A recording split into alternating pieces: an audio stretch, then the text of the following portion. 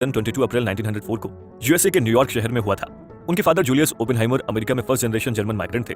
America में आकर उन्होंने अपना टेक्सटाइल का बड़ा एक्सपोर्ट बिजनेस खड़ा कर लिया था और ऐसे में रॉबर्ट जब पैदा हुए तो उनकी फैमिली काफी वेल्दी थी।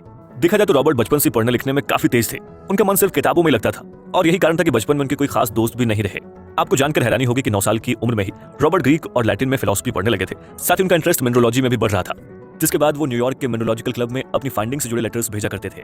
दोस्तों 9 साल की छोटी सी उम्र में ही उनके लेटर का इतना प्रभाव था कि मिनरोलॉजिकल क्लब ने रॉबर्ट को एडल्ट स्कॉलर समझ लिया और उन्हें अपनी फाइंडिंग्स के ऊपर एक प्रेजेंटेशन शो करने के लिए इनवाइट किया।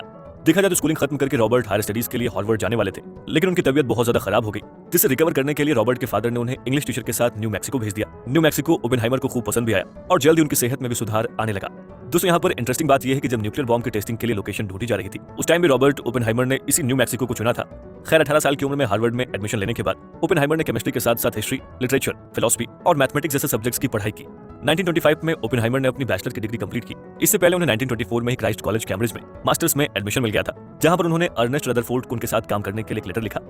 देखा जाए तो रदरफोर्ड उस टाइम केमिस्ट्री के सबसे बड़े साइंटिस्ट हुआ करते थे, जिन्होंने अल्फा और बीटा रेज को डिस्कवर किया था और एटॉमिक मॉडल भी बनाया था। लेकिन रदरफोर्ड ने ओपेनहाइमर की रिक्वेस्ट को एक्सेप्ट नहीं किया। इसके बाद ओपेनहाइमर जब कैम्ब्रिज पहुंचे तो उन्हें केमिस्ट्री के दूसरे सबसे बड़े नाम यानी कि जे थॉमसन, जिन्होंने इलेक्ट्रॉन की खोज की थी, उनके अंडर काम करने का मौका मिला। थॉमसन ने ओपेनहाइमर को यह मौका एक शर्त पर दिया था और वो शर्त ये थी कि वो लैब के सारे असाइनमेंट्स करेंगे। दूसरे टास्क ओपेनहाइमर के लिए काफी एग्जॉस्टिंग बन गया था, जिसके बारे में एक लेटर में लिखते हुए ओपेनहाइमर कहते हैं कि लैब का काम उन्हें बिल्कुल भी पसंद नहीं आ रहा है और उन्हें लगता है कि वो शायद यहाँ पर कुछ सीख पाए। ऐसे में रॉबर्ट की मेंटल स्टेट दिन ब दिन इतनी खराब हो गई थी कि एक बार तो उन्होंने अपने ट्यूटर के डेस्क पर नॉक्शियस केमिकल लगाकर एप्पल छोड़ दिया था, जिसके बाद यूनिवर्सिटी ने उनके पेरेंट्स को इन्फॉर्म कर उन्हें यूनिवर्सिटी से निकालने के लिए कह दिया था। रॉबर्ट ने इसके बाद 1926 में जर्मनी की सबसे फेमस यूनिवर्सिटी यानी कि यूनिवर्सिटी ऑफ गॉटिंगन में पीएचडी के लिए एडमिशन लिया, जहां पर उनकी मुलाकात हाइजेनबर्ग और एनरिको फर्मी जैसे दुनिया के बेहतरीन थ्योरेटिकल फिजिसिस्ट से हुई, जो आगे चलकर बहुत फेमस हुए।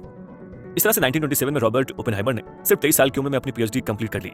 दोस्तों इस दौरान रॉबर्ट ओपेनहाइमर ने कई रिसर्च पेपर भी पब्लिश कराए, जिसमें क्वांटम मैकेनिक्स में उनकी रिसर्च काफी हेल्पफुल थी। और देखा जाए तो इस दौरान उन्होंने एटम और न्यूक्लियस की भी स्टडी की, जिसमें उनकी दिलचस्पी बढ़ती गई। अपनी पीएचडी खत्म करके जब ओपेनहाइमर वापस अमेरिका आए तो एक और जहां कैलटेक यूनिवर्सिटी में काम करने का उनको